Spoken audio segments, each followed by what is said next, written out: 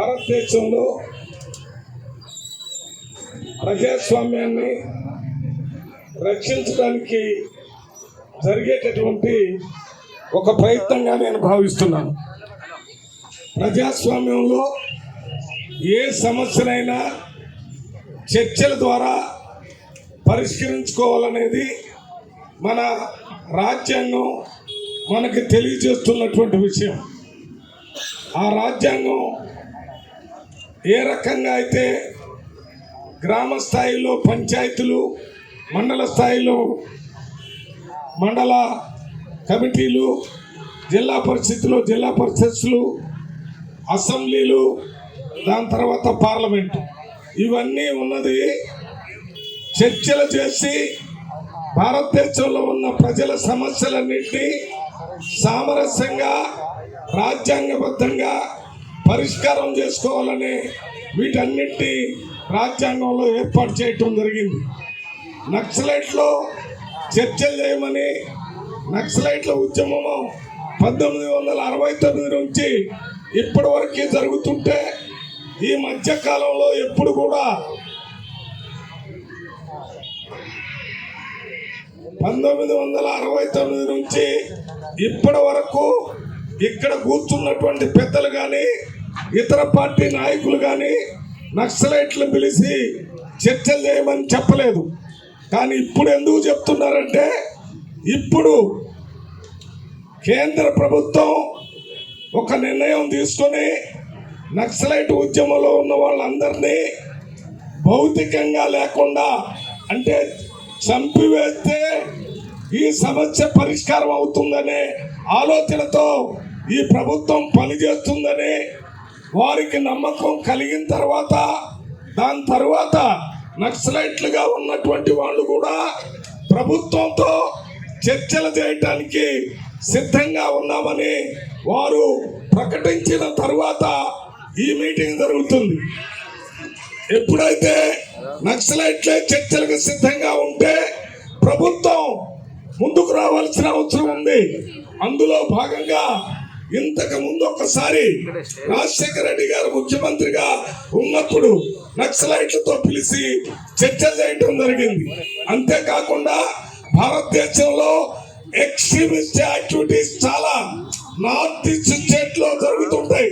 అక్కడ రాజ్యాంగానికి మన ప్రభుత్వాలకి వ్యతిరేకంగా సాయుధ పోరాటాలు జరుగుతుంటే వాళ్ళందరినీ అనేక దశల్లో కేంద్ర ప్రభుత్వం, రాష్ట్ర ప్రభుత్వాలు పిలిపించి చర్చలు చేసి ఇవాళ నార్త్ ఈస్ట్ స్టేట్ లో ఉన్నటువంటి వాళ్ళందరూ మరి మెయిన్ స్ట్రీమ్ లో వచ్చి పరిపాలనని కొనసాగించే పరిస్థితి ఉంది. రాజీవ్ గాంధీ గారు ప్రధానమంత్రిగా ఉన్నప్పుడు అస్సాం అకార్డు కానీ, నాగా అకార్డు కానీ, లేక పంజాబ్ అకార్డు కానీ, ఇవన్నీ కూడా ఆనాడు రాజ్యాంగానికి వ్యతిరేకంగా జరిగిన పోరాటాలకు వ్యతిరేకంగానే మరి చర్చల ద్వారా పరిష్కారం జరిగింది.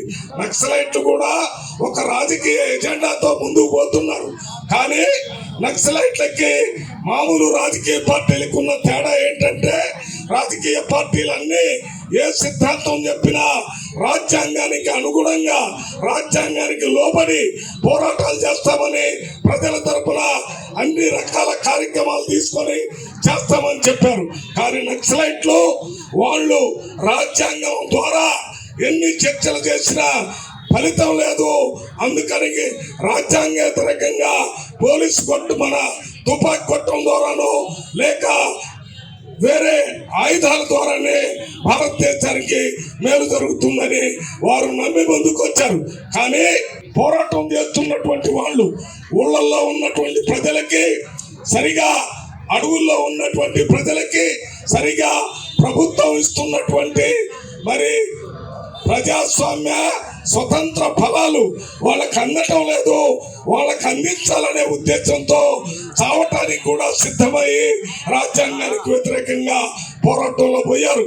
ఈ రోజు ఏ రకంగా అయితే నార్త్ ఈస్ట్ స్టేట్ లో జరుగుతున్నటువంటి పోరాటాల్లో ఏ రకంగా ప్రభుత్వంతో చర్చలు చేసి పరిష్కారం జరిగిందో, నార్త్ ఈస్ట్ లో ఉన్నటువంటి నాగాలు కానీ, అప్పుడు పంజాబ్ లో ఖలిస్తాన్ ఉద్యమకారులు కానీ, అస్సాంలో ఉన్న బోడోలు కానీ, వీళ్ళందరూ రాజ్యాంగానికి వ్యతిరేకంగా రాజ్యానికి లోపడకుండా పోరాటం చేస్తున్నటువంటి వాళ్ళందరినీ కూడా పిలిచి ఆనాడు ఉన్నటువంటి కేంద్ర ప్రభుత్వాలు చర్చలు చేసి భారతదేశం యొక్క సమగ్రతని మరి రాజ్యాంగాన్ని మనం కాపాడుతూ ఇప్పుడు రావటం జరిగింది.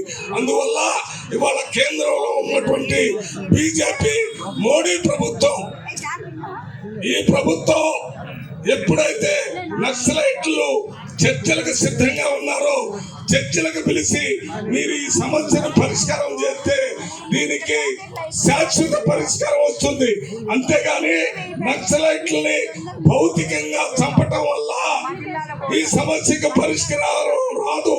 నక్సలైట్ల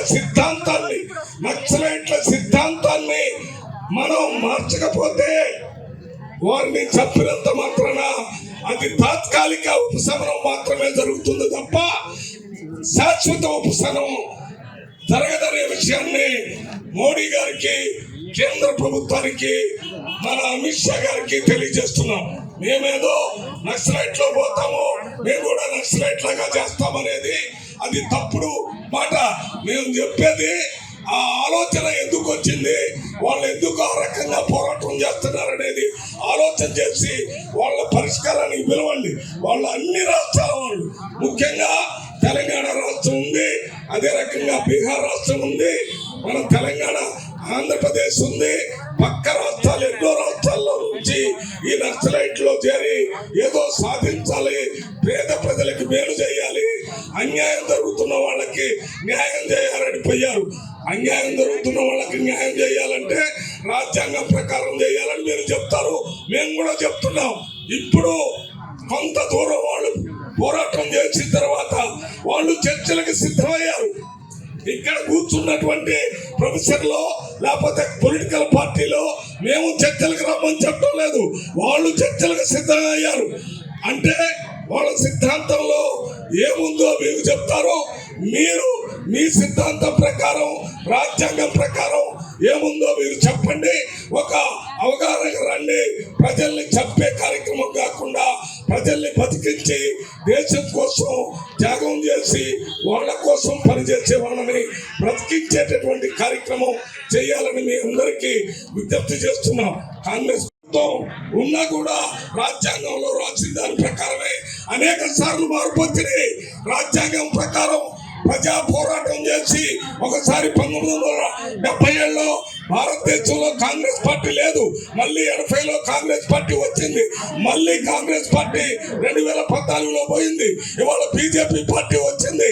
కాంగ్రెస్ పార్టీ ఏ రకంగా అధికారంలో పోయి మళ్ళీ వచ్చిందో మీరు కూడా శాశ్వతంగా కాంగ్రెస్ మీరు అధికారంలో ఉండే అవకాశం లేదు. ప్రజాస్వామ్యంలో రాజ్యాంగం ప్రకారం మీరు అధికారంలో ఉన్నారు కాబట్టి మీరున్న సమయంలో ప్రజాస్వామ్యాన్ని, రాజ్యాంగాన్ని కాపాడటం కోసం మీరు ఇవాళ మావోయిస్టుగా ఉన్నటువంటి వాళ్ళు చర్చలకు సిద్ధంగా ఉన్నారు కాబట్టి వారిని పిలిపించి చర్చలు చేసి చర్చల ద్వారా సమస్యను పరిష్కారం చేసి భారతదేశంలో శాంతిని తీసుకొని రావాలని కోరుతున్నారు.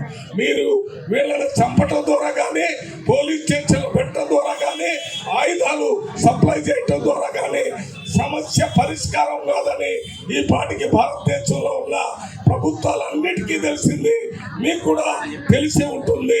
ఈ సమస్య పరిష్కారం చర్చల ద్వారా మాత్రమే జరుగుతుందని మీ అందరికీ విజ్ఞప్తి చేస్తూ, మరి నాకు ఇక్కడ మా పార్టీ తరఫున మాట్లాడేటటువంటి అవకాశాన్ని, మాట్లాడేటటువంటి ఆదేశాన్ని మా పిసిసి అధ్యక్షుడు మహేష్ కుమార్ గారు చెప్పడం జరిగింది. దాని తరఫున నేను కూడా మాట్లాడాను.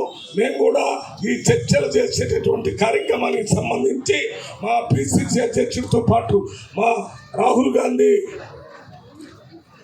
లీడర్ ఆఫ్ అపోజిషన్ పార్లమెంట్ వారి దృష్టికి, మా కాంగ్రెస్ పార్టీ అధ్యక్షుడు మల్లికార్జున గారి దృష్టికి, అదే రకంగా ఇతర కాంగ్రెస్ పార్టీ నాయకులందరి దృష్టికి తీసుకుని వెళ్తారని మీ అందరి తరఫున వారికి తెలియజేస్తారని, దీన్ని వెంటనే తీసుకుని రావటానికి నారాయణ గారు కానీ ఇంకెవరైనా ఇండియా కూటమికి సంబంధించిన పార్టీల వాళ్ళందరితో మాట్లాడినప్పుడు మేమందరం కూడా దీనికి సంపూర్ణంగా సపోర్ట్ చేస్తామని, చర్చలు చర్చలు ఒకటే మార్గం. భౌతికంగా చంపటం వల్ల ఏ సమస్య పరిష్కారం కాదు.